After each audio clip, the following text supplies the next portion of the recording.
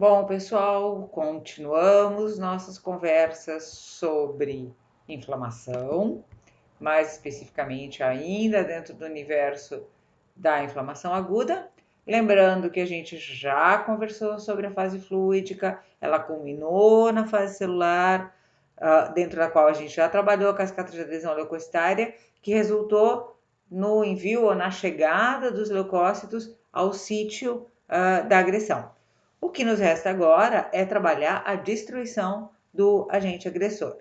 E a gente, para fazer isso, vai primeiro ver qual é o mecanismo ou de que forma que essas células vão atuar para destruir o agente agressor e depois vai dar uma olhadinha em quais são de fato as células que atuam no processo de inflamação aguda. Então, assim sendo, os mecanismos, né, de um modo geral, são a liberação de enzimas líticas, a liberação de enzimas de grânulos, a fagocitose e a netose. Vamos começar conversando um pouco sobre a liberação de enzimas líticas.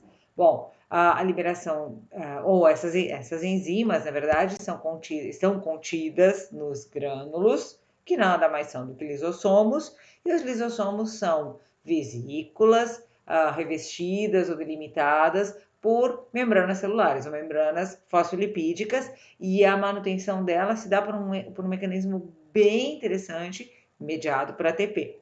Isso é bastante importante. Bom, em havendo o devido estímulo, e geralmente esse estímulo é uma sinalização que se dá a partir da membrana celular, de receptores de membrana celular, vai ocorrer a sinalização para que aconteça um rearranjo do citoesqueleto e esse citoesqueleto faça a condução dessa vesícula para a periferia da célula até que ocorra a fusão da membrana lisossomal com a membrana plasmática. Assim sendo, ou quando isso ocorre, é possível haver a liberação dessas enzimas. Bom, existe uma grande variedade dessas enzimas, dentre elas se destacam as mieloperoxidases, proteinases, a fosfatase alcalina, dentre muitas, arginase, tá? Então são muitas enzimas muito importantes. Mas, para além da gente decorar quais são, é importante a gente saber que, sim, quando ocorre a liberação delas, e o processo a gente também chama de degranulação, essas enzimas, elas não são específicas. Elas não vão atuar só contra o agente agressor.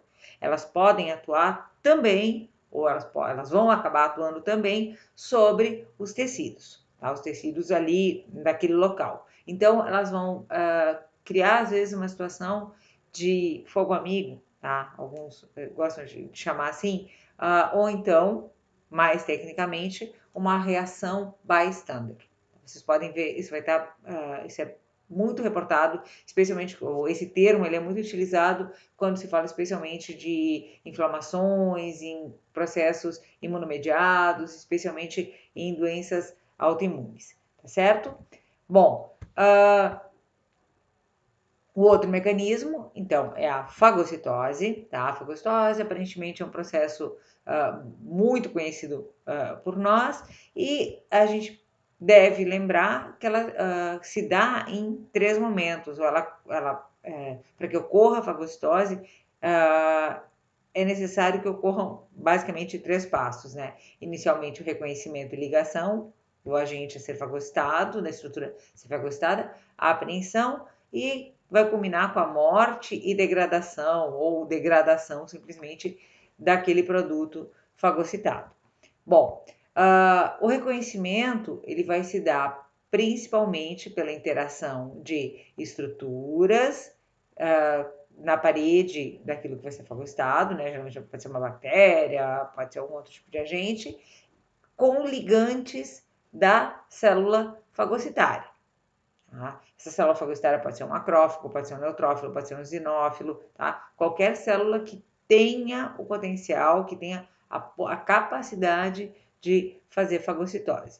Os ligantes mais conhecidos são justamente as opsoninas, né? Então, os anticorpos que se ligam a bactérias, por exemplo, e frações do complemento, ou produtos do complemento, como o C3b, né?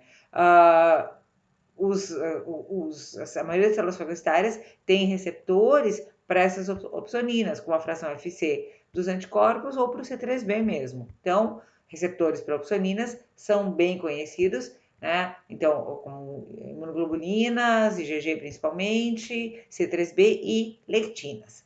Bom, mas também são já bem reconhecidos receptores para manose, tá? Que são glicoproteínas, glicolipídios, como manose e fucose, que geralmente estão presentes na parede de bactérias, tá? E são diferentes de produtos que estão na parede de células de mamíferos, isso é importante, tá? E também, mais recentemente, tem se dado bastante destaque para os receptores de varredura, ou receptores scavenger.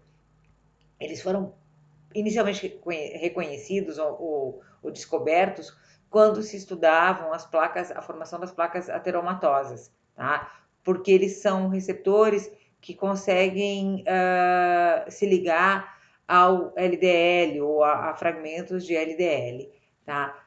Gorduras de baixo peso molecular.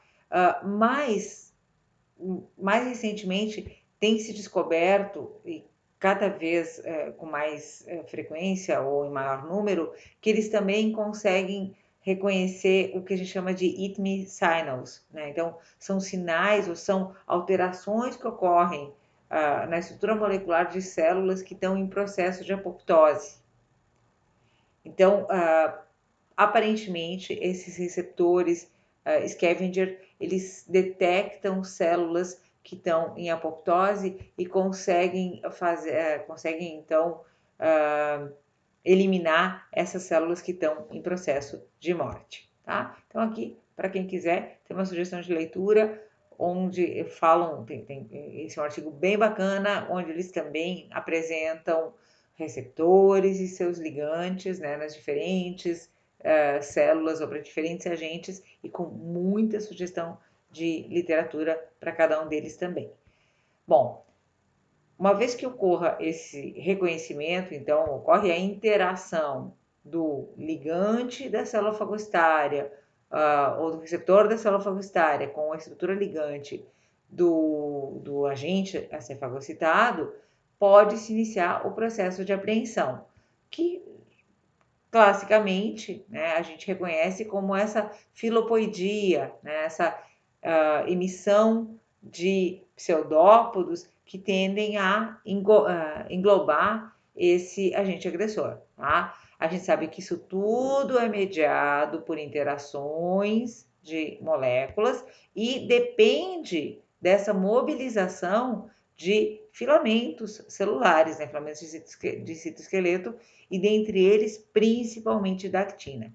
Hoje em dia se reconhece ou se sabe que existem vários estímulos, então aquele primeiro estímulo ligante, seja pela interação com opsoninas, pela interação com glicoproteínas ou pela interação com os receptores scavengers, eles vão ativar GTPases, tá? E essas GTPases é que vão induzir processos de mobilização, de polimerização da actina, que vai conseguir fazer então esse ato de englobar a partícula cefagostada. Aqui, sendo exemplificado com uma célula apoptótica, né, uma célula morrendo, aqui também um eritrócito, provavelmente numa doença imunomediada, tá? E os receptores aqui, um receptor que foi proposto, né, o que estava sendo estudado, que é a establina, tá, a referência aqui, se vocês quiserem dar uma olhada, é um artigo muito bacana, tá? A interação dessa estabilina com a célula lesada estimula essa GTPase RAC1, que é uma das mais importantes. Essa interação ou esse estímulo, isso aqui é um processo em cascata, é um processo bioquímico bastante complexo, faz com que se reúnam monômeros de actina. Então, os filamentos de actina não estão preformados, eles estão soltos, são monômeros de actina, eles são reunidos, tá? São agregados e, consequentemente, vai se iniciar o processo de filopoedia.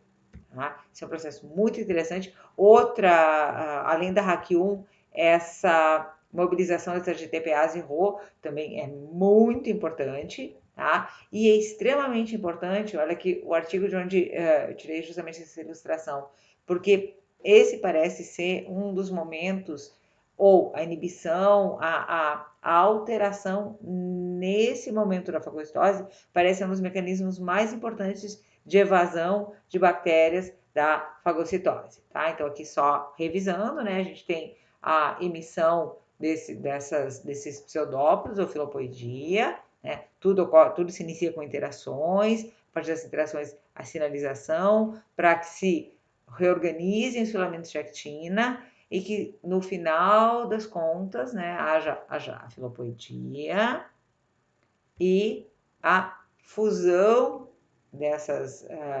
desses pseudópodos emitidos para que se forme, então, o vacúolo fagocitário ou fagossomo. Tá? Então, esse é o grande objetivo.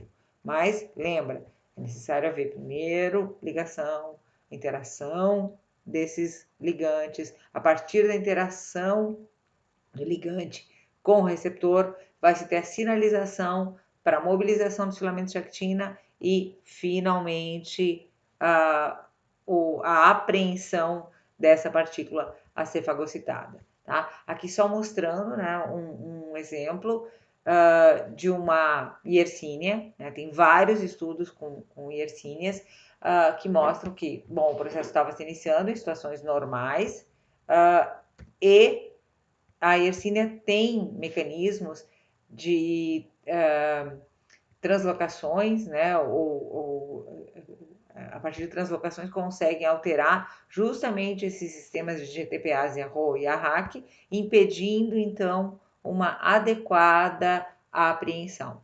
Tá? Assim como a Yersinia faz isso, outras bactérias também fazem, e aí tem uma sugestão de leitura quem quiser entender um pouquinho melhor esse processo. E aí, bom, mas isso é quando dá errado, né? Só estou comentando só para mostrar a importância da gente reconhecer esse momento do processo da fagocitose. Numa fagocitose normal, a gente então teve a ligação, teve a mobilização da actina, a formação do fagossomo e a gente vai então para o próximo passo, né?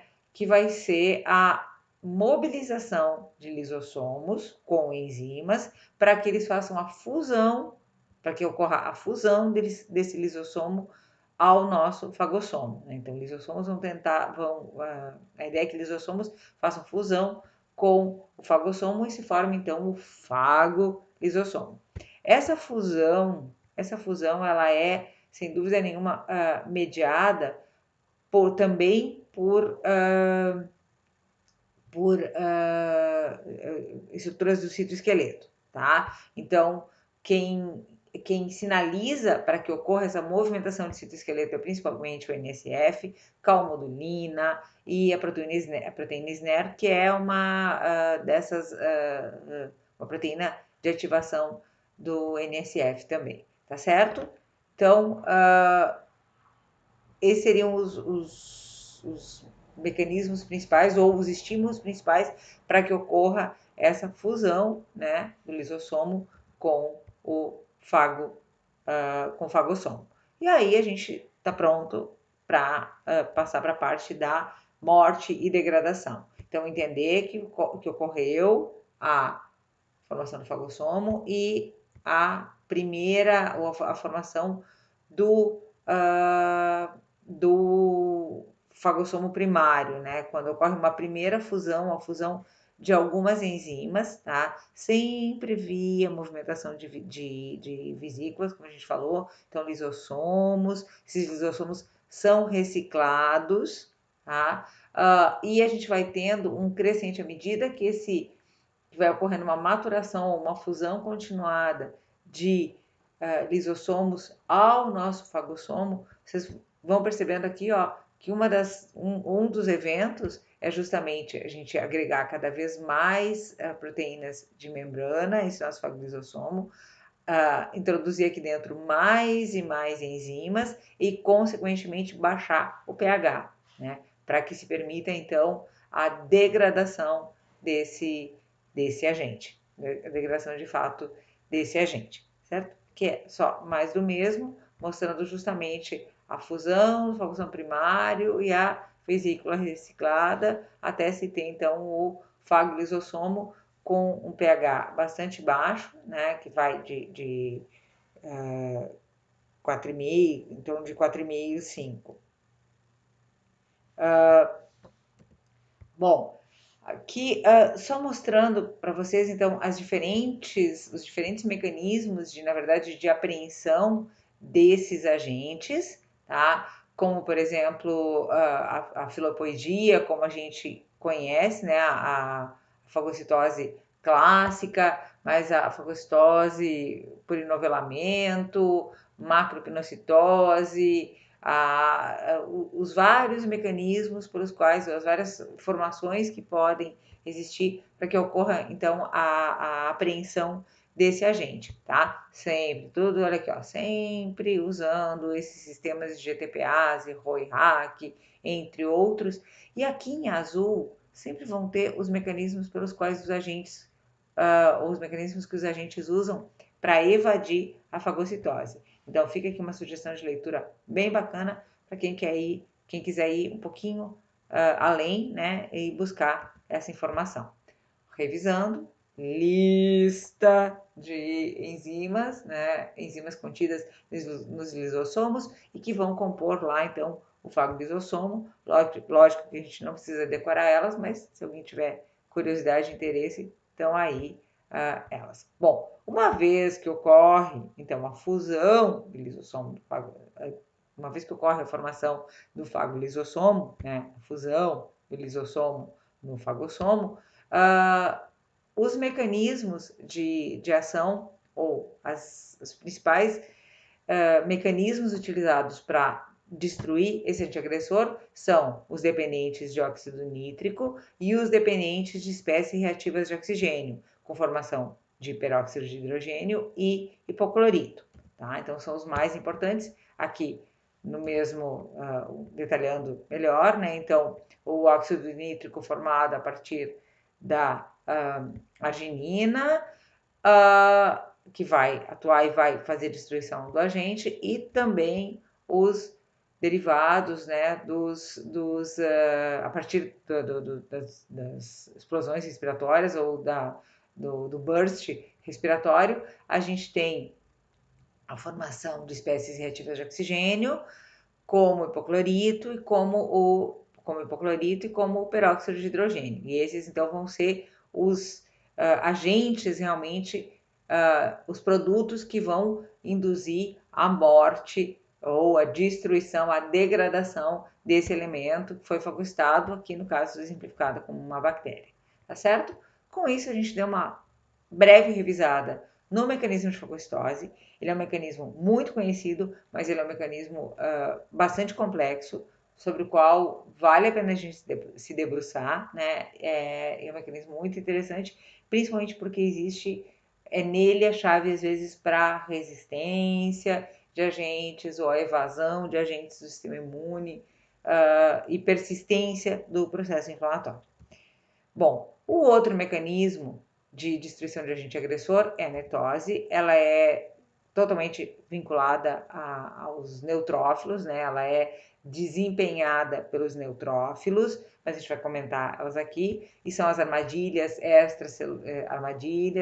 neutrofílicas ou neutrocitárias extracelulares, tá? Então, neutrofil extracellular traps, tá? Então, uma definição dela, né? Diz que elas são redes de cromatina extracelular, agregada com estonas, grânulos, proteínas, lactoferrinas, né? Proteínas como betaloproteinases, lactoferrinas, catepsinas, elastases, e peptídeos antimicrobianos, as ditas defensinas. Tá? Então, nada mais é do que uma rede onde se tem nessa rede de DNA, se tem alguns elementos que tendem a induzir ou que podem ser utilizados, que são úteis por poderem induzir a morte de agentes agressores. Eu gostei muito dessa definição que eu vi numa aula da Erin Ball, que diz que a netose é um termo guarda-chuva por uma variedade de elementos, de eventos ou de mecanismos, de vias moleculares que resultam na liberação de DNA. Eu acho que é isso mesmo, tá? Então, cada vez mais está se descobrindo mais mecanismos pelos quais essas liberações de DNA causam desde doença, defesa, né, entre doença e defesa, como a gente vai ver daqui a pouco. Bom, o que induz a netose? O que induz essa liberação de redes de DNA por parte dos neutrófilos? Bom, a exposição direta a micro-organismos, né, reconhecimento dessas PAMPs, que são proteínas associadas a agentes agentes agressores, agentes infecciosos, como os polissacarídeos, né, que se ligam ao TLR4, citocinas, componentes do complemento, autoanticorpos, todos esses elementos são possíveis indutores de netose. Tá? Bom, e aqui estou exemplificando, né? Lipolissacarídeo induzindo netose e imunocomplexos, né? Ou autoanticorpos induzindo netose também, tá? São provavelmente sistemas bioquímicos um pouco diferentes que podem resultar em alguns tipos diferentes de netose, mas ambos os estímulos induzem esse processo, tá? E lembrar sempre aquilo que a gente sempre fala, né? Que esses processos, eles não são dissociados, que todos os eventos, como a gente tem visto aqui, desde a coagulação,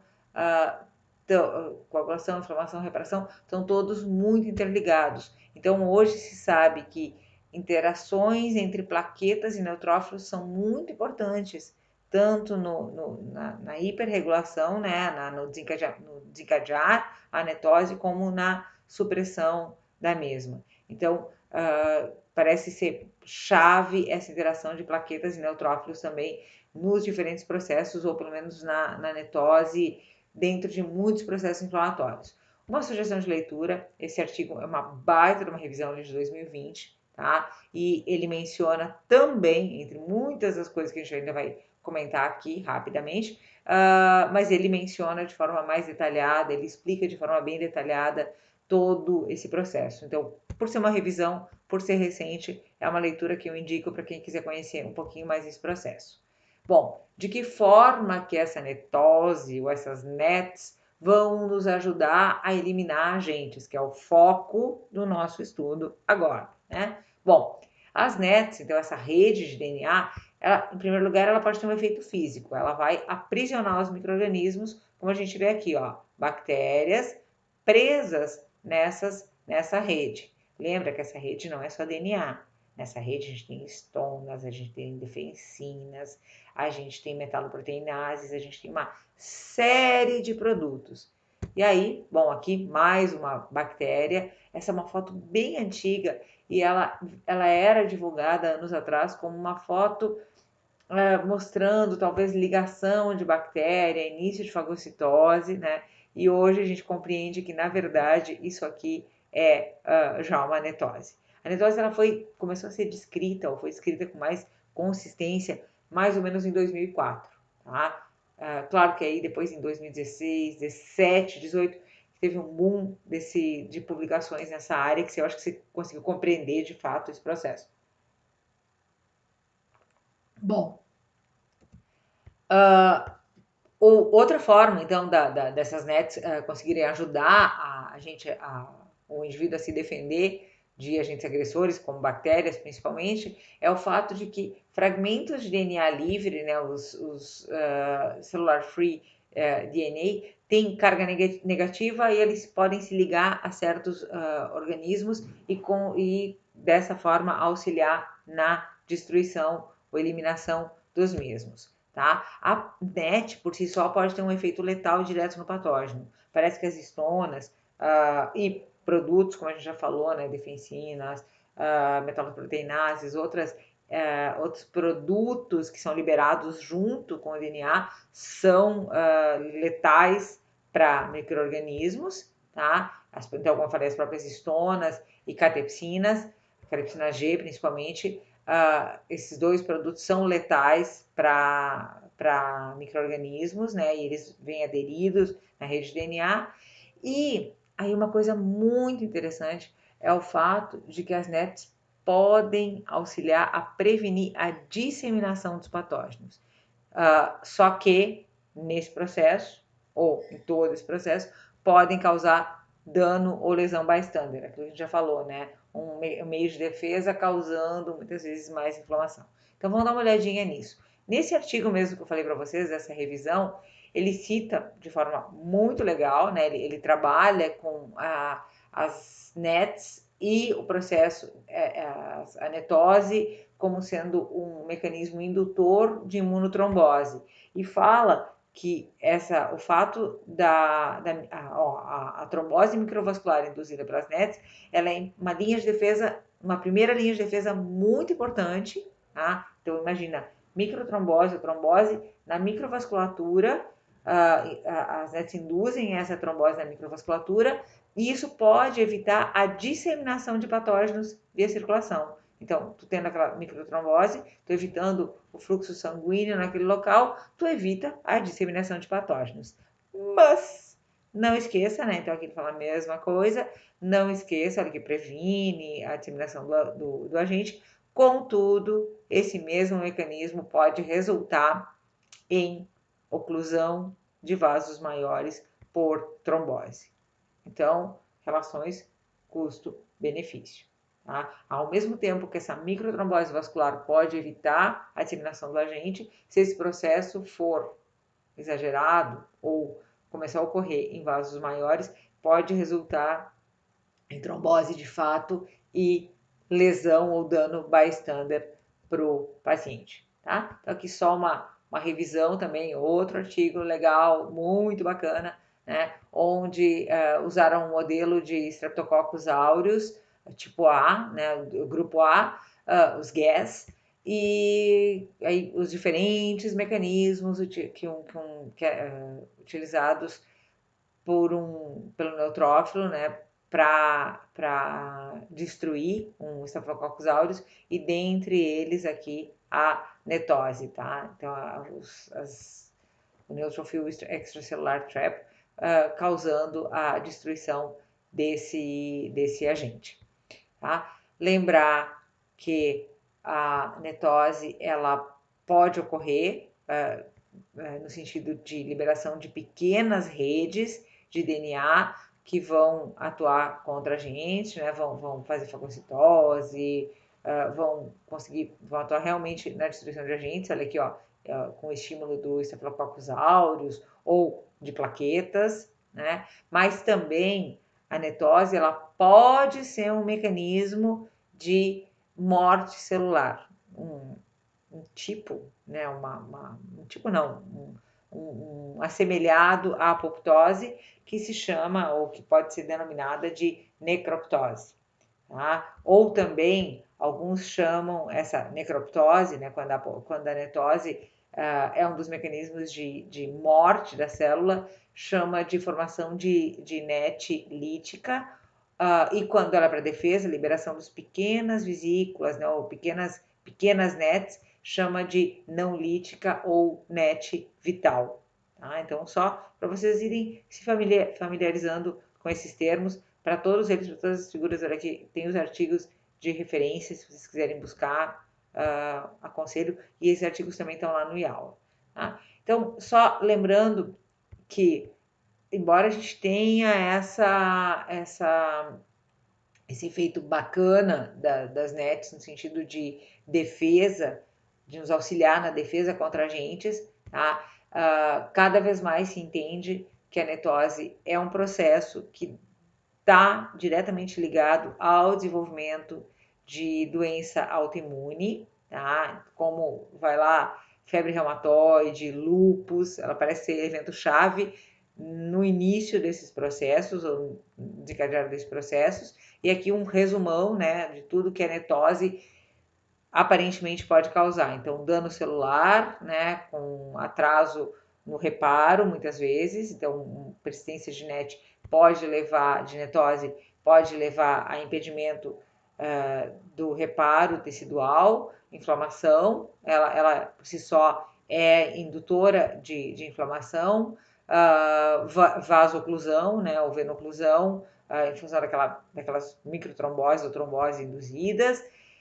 Aqui é muito legal, né? Ela pode ser um mecanismo de defesa contra tumores, mas também ela pode, por outras vias, estimular a proliferação neoplásica, tudo de bom, tá? Formação, então, de doença autoimune e também parece que ela está envolvida nos processos de deposição de elementos ou de inflamações em inflamação bystander em vários locais, como, por exemplo, é a situação da doença da gota. Tá?